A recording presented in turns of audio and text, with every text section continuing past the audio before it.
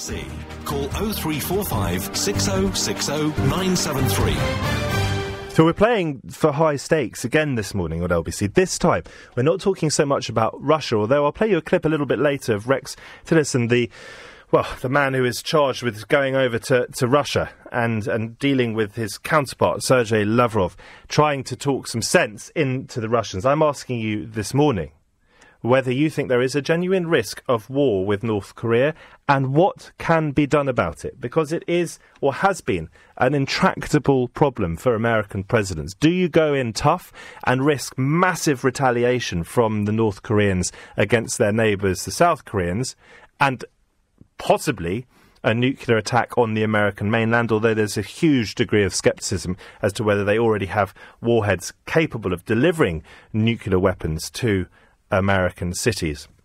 Do you go in hard, or do you simply go down the diplomatic route, try to put pressure on China, who in turn might put pressure on North Korea? But so far, the Chinese don't seem to have come up trumps. What they are saying now, the Chinese, and they're saying it very clearly, is that they do fear a North Korea-US conflict at any moment.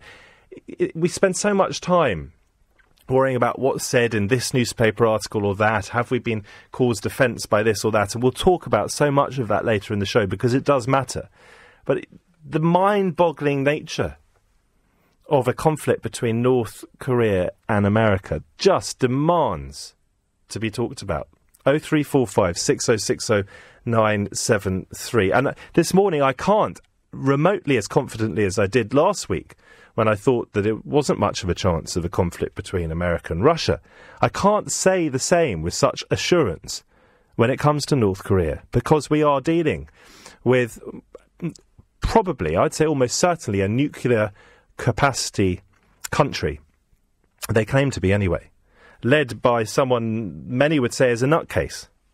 And we are then, on the other hand, dealing with the United States led by a man who is prepared to send out volatile tweets. These are giant egos.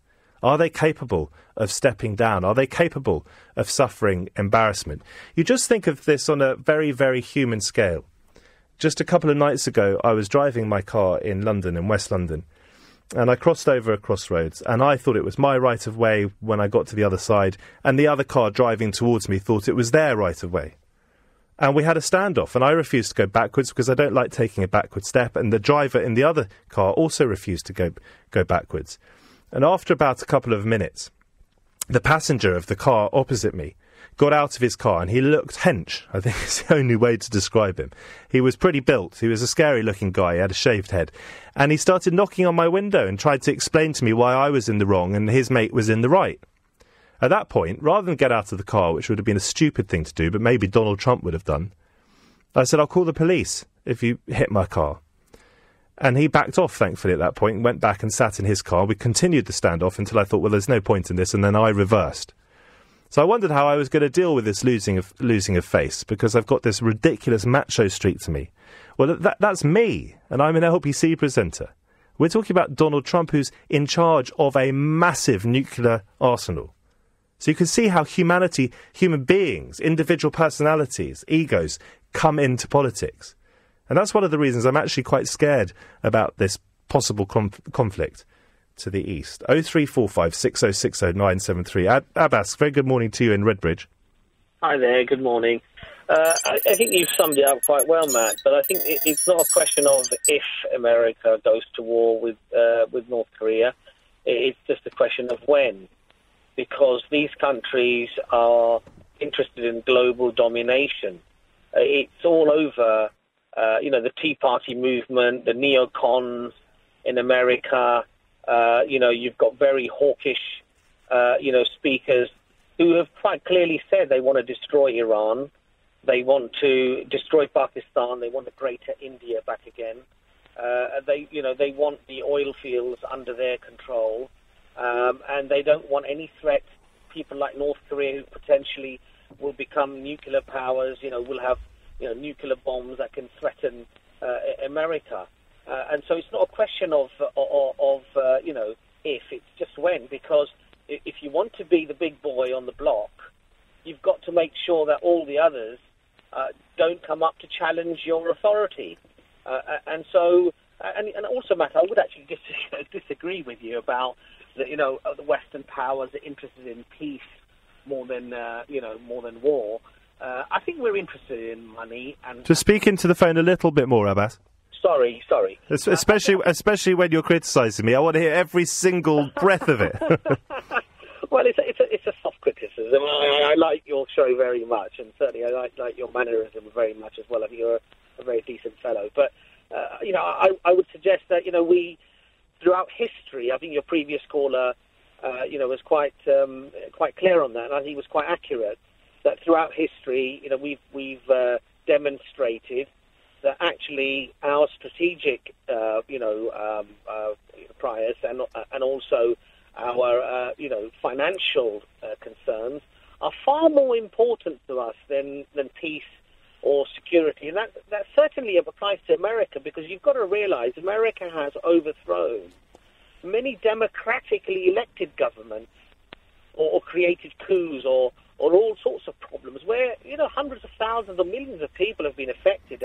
Give me an example of that. You were talking about, I think, earlier about America wanting to destroy Pakistan. I'm not convinced about that, but tell me now very quickly about America trying to overthrow democratically elected governments. Well, you had it, I think, in South America, didn't you? You had it you had the Contras. Questionable democracies in some of those countries, but just sticking for the moment, if you will, Abbas. My point, Matt, is this, though. You see, when we say we're champions of democracy, we're champions of letting the will of the people be heard, that's all well and good when it's on our side, or they sing our songs off our hymn sheet. The second they dislike what we're doing, or they wish to challenge what we're doing, we overthrow them. And if that means disruption, if that means mass killings, mass murders, or whatever, we're quite happy to do that. Well, I don't entirely buy that at all. And I think that although it was misguided, and although it ended up disastrously, I think at least with Tony Blair, you could be pretty sure that was certainly his primary motive was a fear of the destructive capacity that Saddam Hussein had, and I was no supporter of the war in Iraq, Abbas. But before I let you go, because I do want to ask you this, it's really important. You start off by saying you think that it's a question of when, not if, there's a conflict between North Korea and America. How frightened should we be then? I mean, I suppose it's an obvious answer. Well, we should be very frightened because, unfortunately, if humanity has proven one thing throughout history, is that it will make decisions and do things, not perhaps the average, Joe on the street or whatever, but certainly governments will do things that will threaten the chance of even maintaining life on this earth. They are so arrogant and they're so blinkered in their views that the little guy on the street is irrelevant. Why do you think America would want to go to war with North Korea? And as I ask that question, it's more difficult for me than it would normally be to ask it, because I don't know what goes on in the mind of Donald Trump. Because, look, you've got to realise that Donald Trump just recently said that he gave the military the power, the military the decision-making in terms of whether to bomb Syria, right? So, I think that was actually in relation to Afghanistan and that mother of all bombs they dropped in the east of Afghanistan. But go on. And the military basically made the decision. So he basically said, look, guys, if you think it's good to do, go for it. And the military's been talking about this for years, that we need to deal with North Korea, we need to deal with China, we need to deal with Russia. The military's been absolutely eager to sort these things out in their way. So finally, Abbas, because we've got to go to the news, I wanted to get Terry in as well before the news, but you've made some interesting points. What do you think the result of a conflict between North Korea and America would be, since you think it's a certainty? I think that there's always a chance where these things can escalate, out of control, and history has proven that these things do escalate out of control. I think it's a very scary time, and I don't say that just to be a scaremonger or be a pessimist. I really think that when you have people who are absolutely crazy, who don't have, are not level-headed, make rash decisions, openly say things that they shouldn't really be even talking about on Twitter and things like that, that you could potentially end up with another world war. It's very easy to fall into that. Very incidents have actually resulted in world wars. Abbas, thank you. You make a series of powerful points. I want to hear your response to Abbas, more than giving you my own. 0345 60 60973.